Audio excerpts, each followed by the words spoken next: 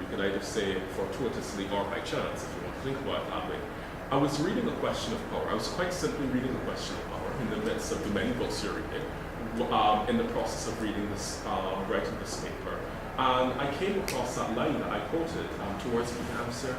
This is absolutely perfect. This is exactly the contradiction that James is married with. And I used it as one of the quotes at the beginning of the essay when I was writing it, in terms of men not sharing the deep metaphysical profundities with women. They talk about love, but the deepest thoughts they share with women. I thought it was a fascinating description of James's conundrum. But I am not aware that he read Bessie Head at all. I can't be sure that he really read any African woman writer. I have not, when I think through, no. The only African diaspora woman writers he engaged with were those three. Okay, he was also very fascinated with Angela Davis. Okay, even though I don't think he really wrote on her work. But he never got back to Caribbean women writers, really. He mentioned Sylvia Wynter in a very glowing, positive terms. He mentioned Merle Hodge, and he basically said he didn't really like her work, but he doesn't really engage with her.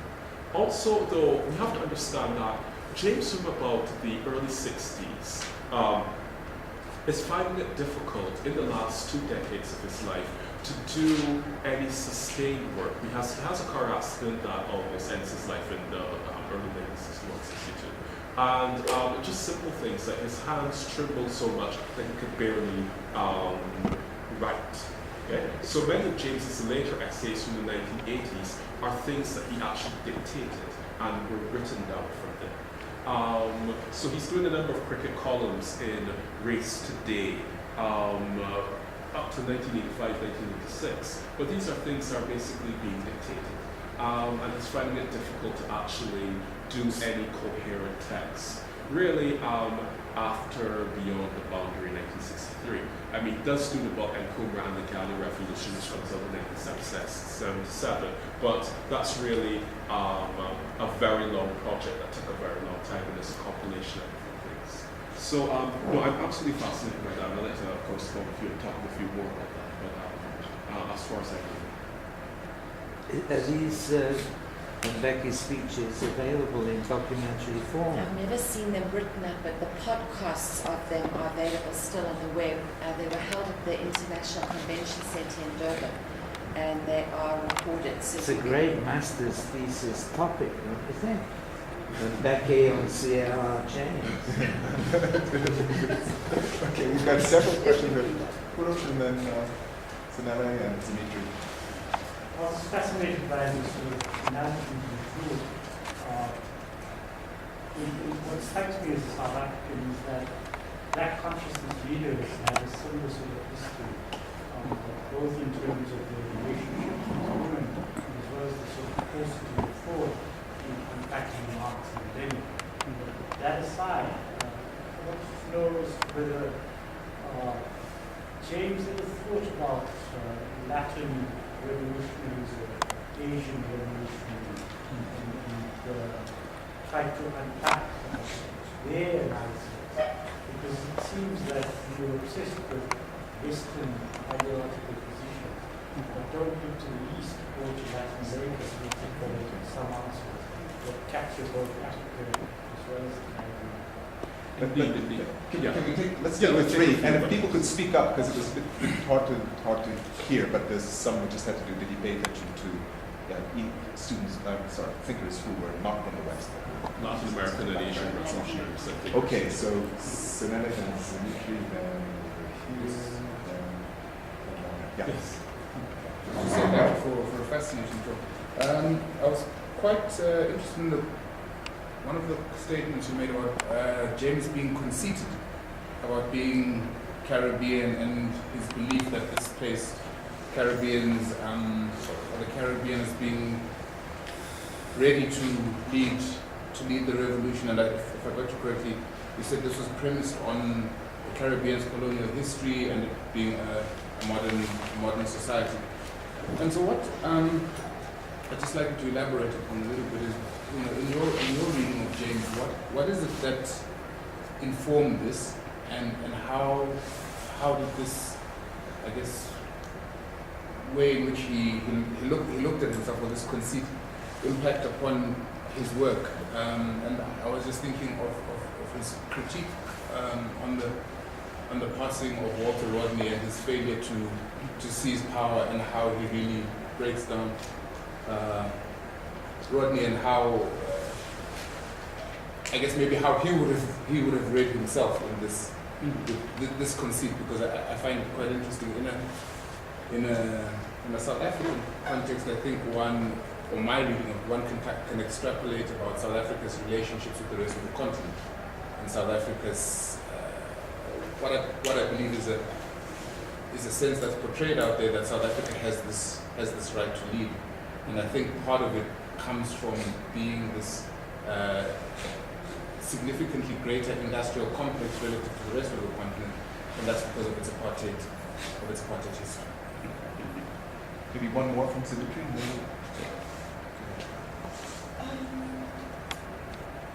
Yeah, I was just thinking about the Becky James connection. I was thinking about, the Becky James connection / obsession. And I'm wondering whether it might be far more of a reflection of the paths the Pan-Africanist thought took. And, particularly considering that in 1902, just 1 year after the first Pan-Africanist conference, Sylvester Williams is in Cape Town meeting with people forming the APO, and so there's a very long history of, in resistance movements, of reading literature that travels along these paths across the ocean.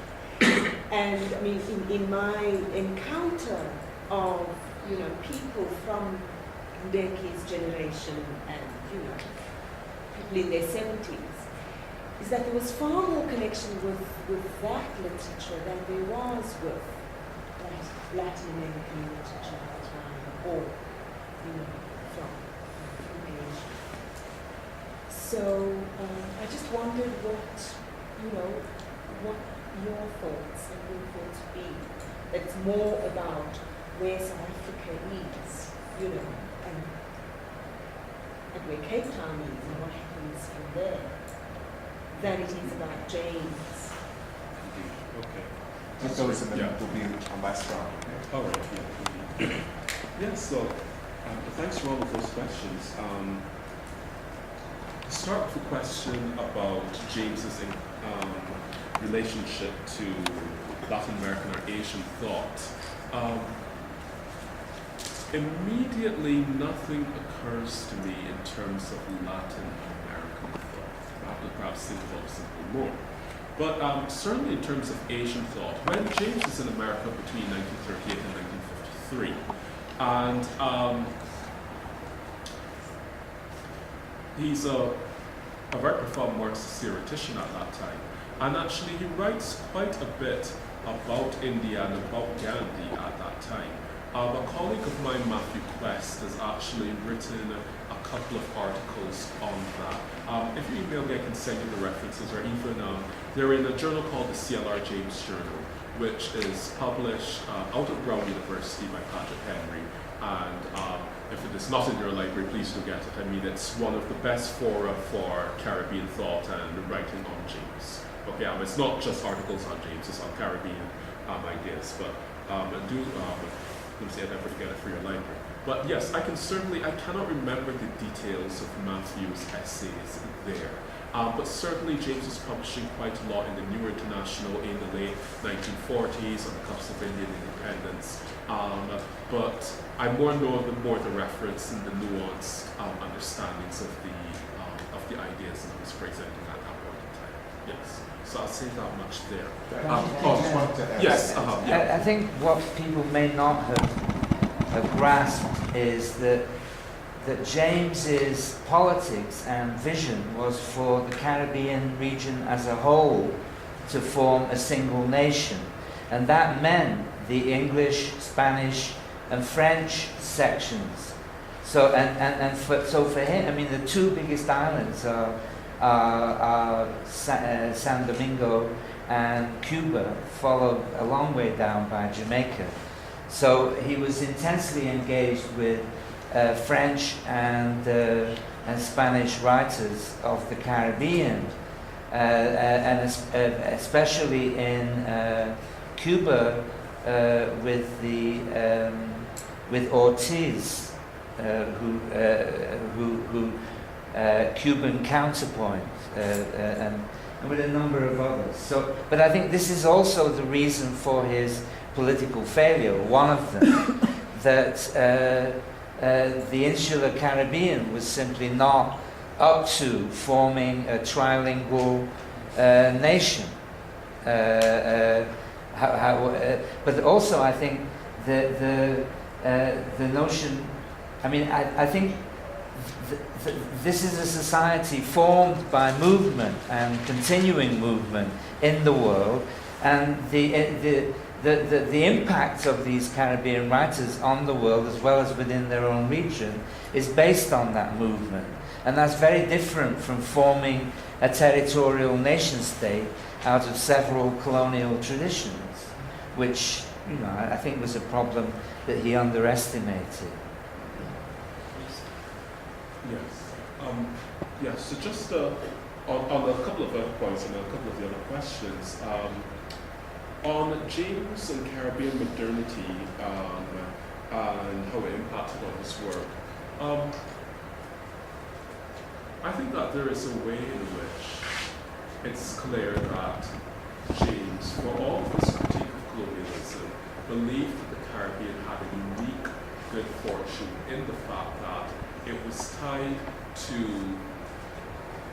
certain languages, particularly that he saw as modern advanced languages, which are European languages. He thought that it gave them a particular advantage over other places in the third world, particularly India and Africa, because the Caribbean was weighted down by tradition in the ways that these societies were weighted down by tradition. And so, you know, whenever I hear a particular valuation of the modern and the Caribbean modern, and whether Caribbean people were the first modern people in world history, which has been put forward there by a number of thinkers in different ways, from Gilroy to Sybil Fisher and many others. I often, you know, harkening back to James, I say, you know, you need to interrogate more the very colonial nature of what modern is, okay? And the fact that there are parts of James's articulation of the modern which are progressive in terms of the dismantling of a particularly complacent and arrogant Marxist historiography, to say nothing of liberal colonial historiography, but at the same time also have their limits. Okay? On Romney, I believe you're referring to James's essay, Walter Romney and the Question of Power, and his critique of Romney, which angered many. But it's perhaps important there to also look at an earlier talk that he did on Romney a couple of months after his death. It's published in Race Today in 1980, a couple of months after his death. That was a PDF, I can send it to you if you wish.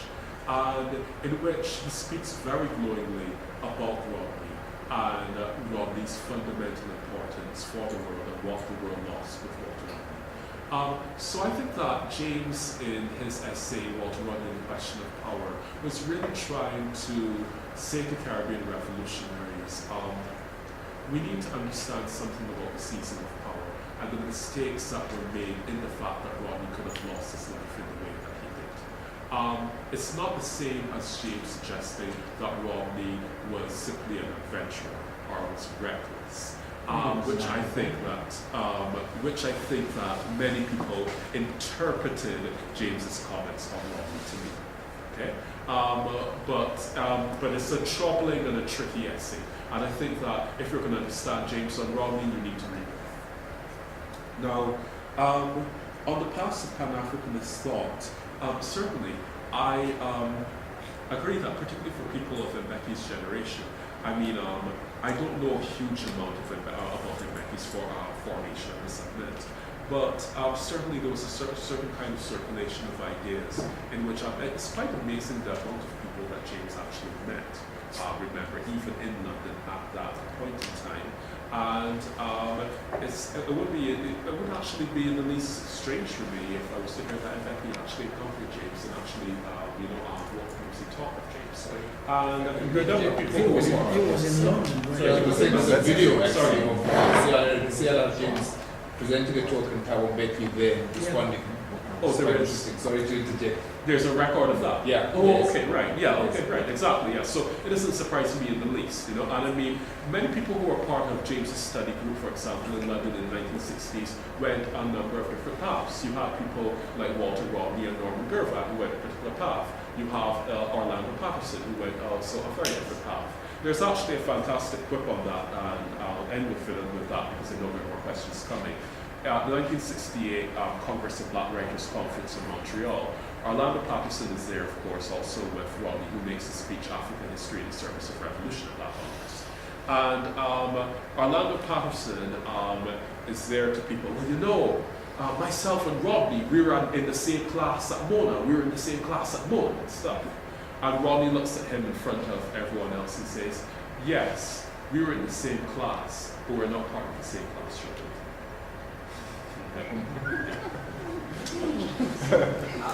That is enough about, yes, Orlando Patterson.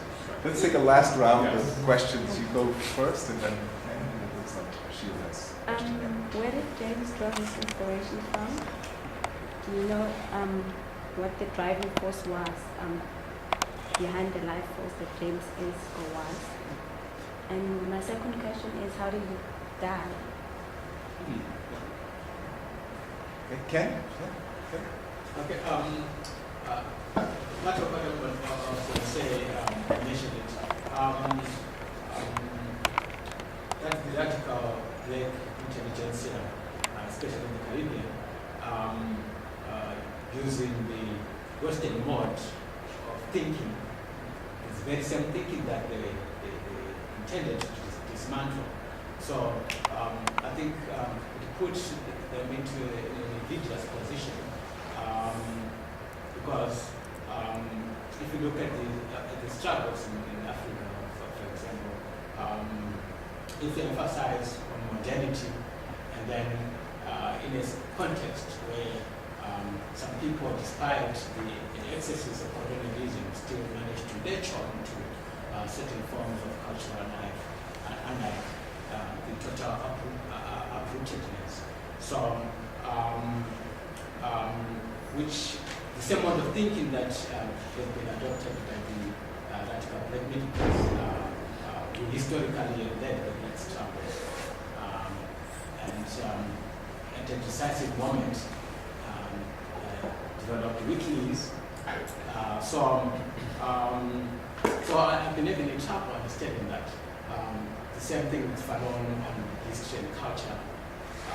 It's a new phenomenon on history and culture, which at one point uses it for tactical advantage in responding to such warfare.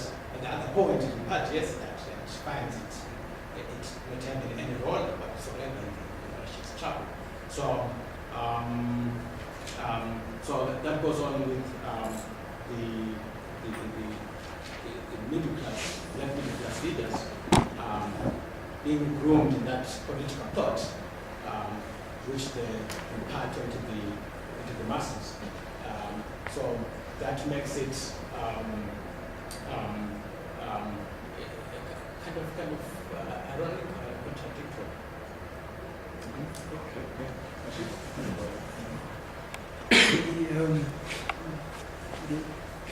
First of all, thank you for your lecture.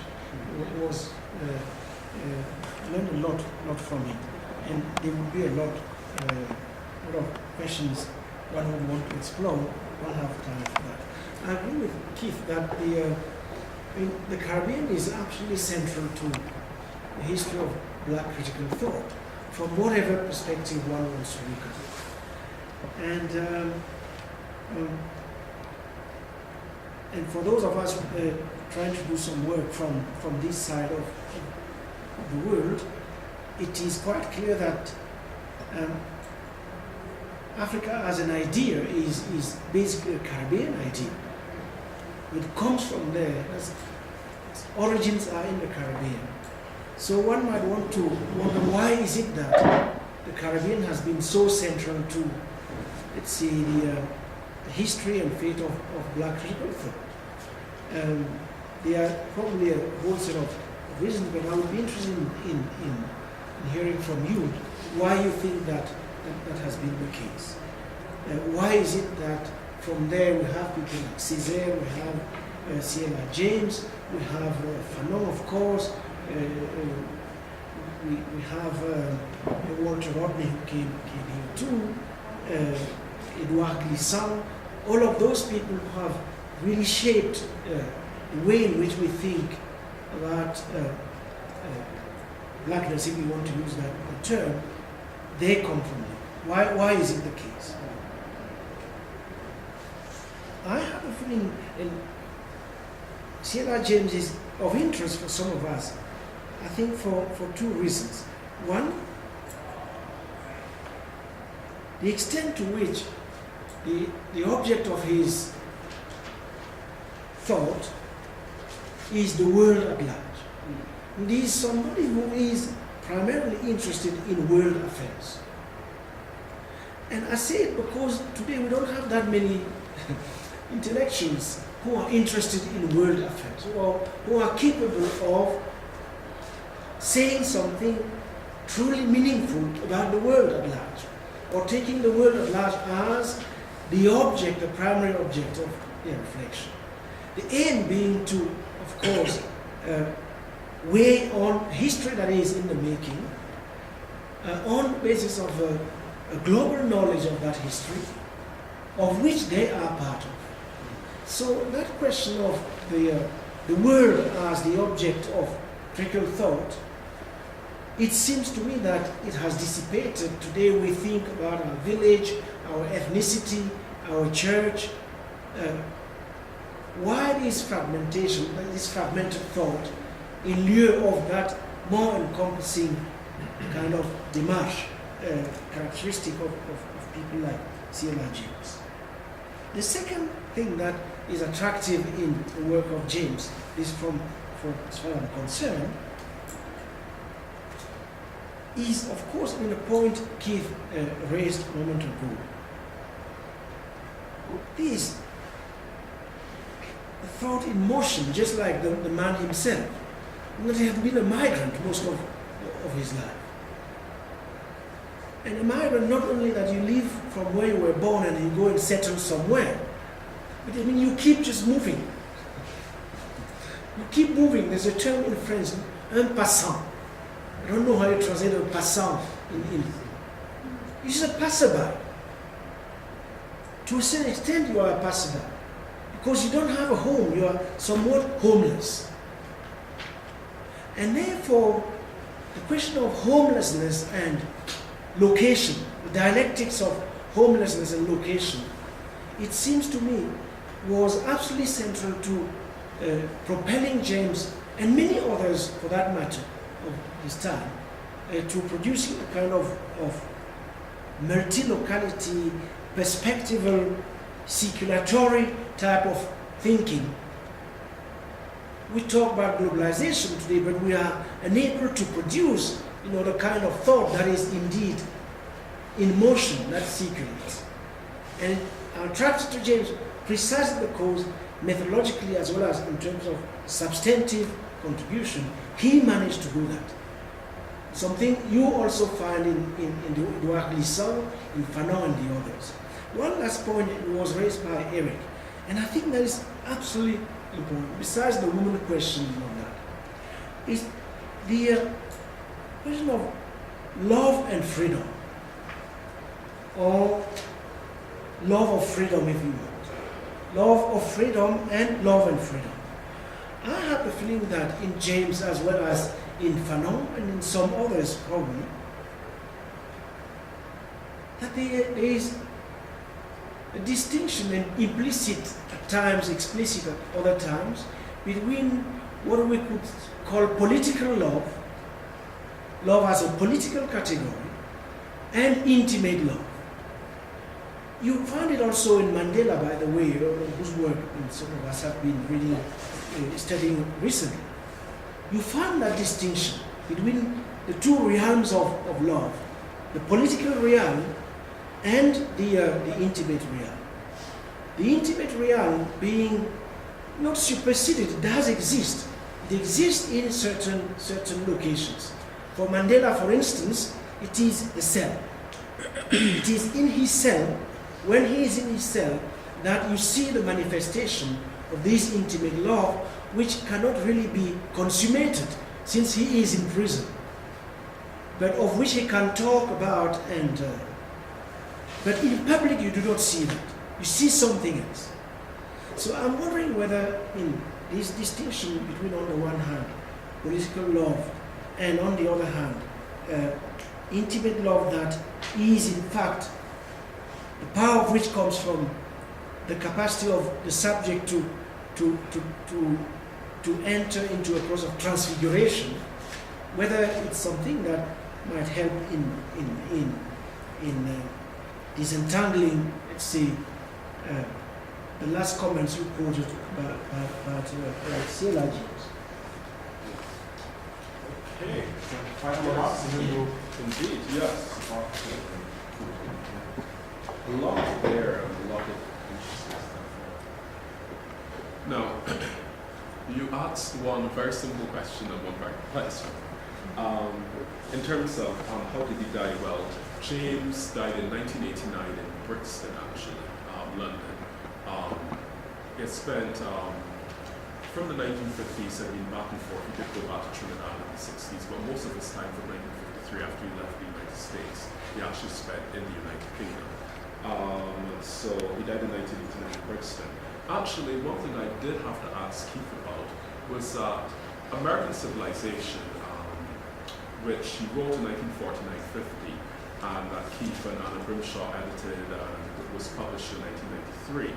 An excerpt from that is, I believe, the very last piece of writing that James may have published, or may have been published under James's name in the print anywhere, because I found an excerpt from American Civilization, published, I believe, in the Sunday Times, about 2 months or so before James's death. So this is something like March 1989.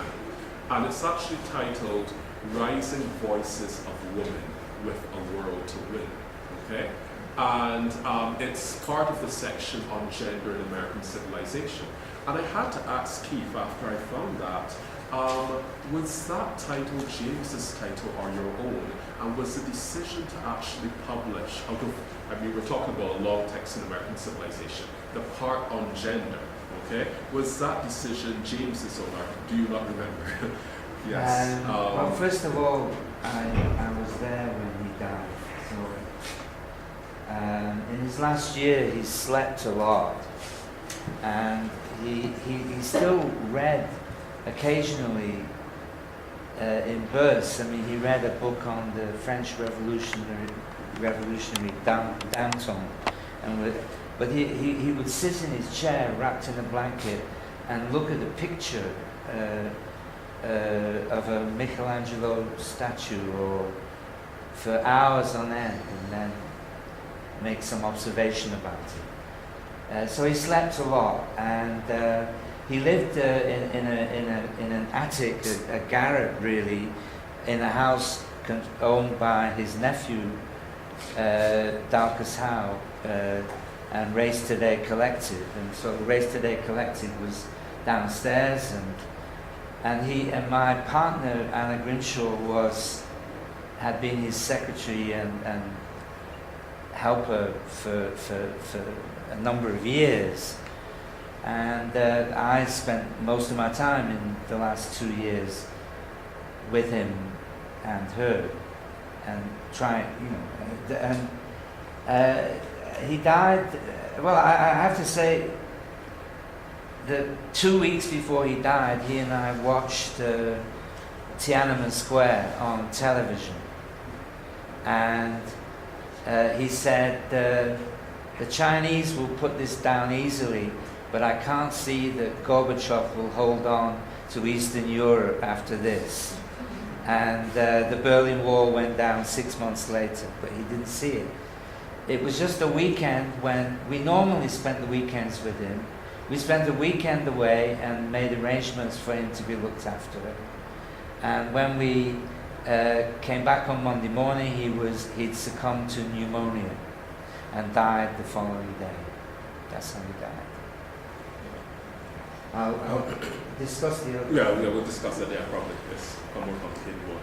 So, in terms of your larger question about where did James derive his inspiration from, I mean, so many different sources. He certainly derived a great deal of his inspiration in his early years from his love and absorption with literature, okay, and history.